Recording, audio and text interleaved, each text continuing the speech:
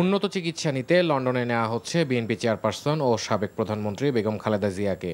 কাতার সরকারের পাঠানো বিশেষ এয়ার অ্যাম্বুলেন্স বৃহস্পতিবার মধ্যরাত থেকে শুক্রবার ভোরের মধ্যে তাকে নিয়ে ঢাকা ছাড়বে।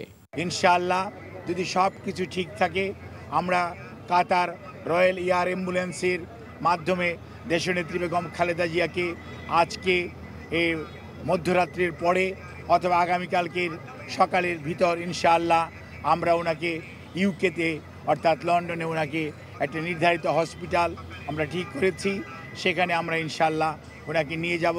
23 নভেম্বর শ্বাসকষ্ট সহ বেশ কিছু জটিলতা নিয়ে রাজধানীর এভারকেয়ার হাসপাতালে ভর্তি হন বেগম খালেদা জিয়া। অবস্থার অবনতি হওয়ায় পরে তাকে নেওয়া হয় নিবিড় পরিচর্যায়। হাসপাতালে দেশি চিকিৎসকদের সমন্বয়ে গঠিত বোর্ড উন্নত চিকিৎসায় কাজ করে। এক পর্যায়ে তাদের সঙ্গে যোগ দেয় চীন ও ব্রিটেনের বিশেষজ্ঞ চিকিৎসকরা।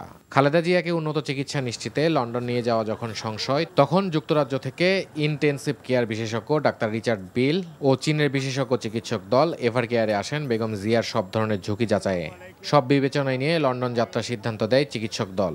দেশনেত্রী বেগম খালেদা জিয়ার মেডিকেল বোর্ডে দেশের বাইরে থেকে প্রফেসর ডাক্তার রিচার্ড বেল এবং ইউএসএ থেকে প্রফেসর ডাক্তার হাবিবুর রহমান লুলু, বেইজিংয়ের ন্যাশনাল হার্ট ইনস্টিটিউটের সর্বোচ্চ পর্যায়ের বিশেষজ্ঞ চিকিৎসকদের সমন্বয়ে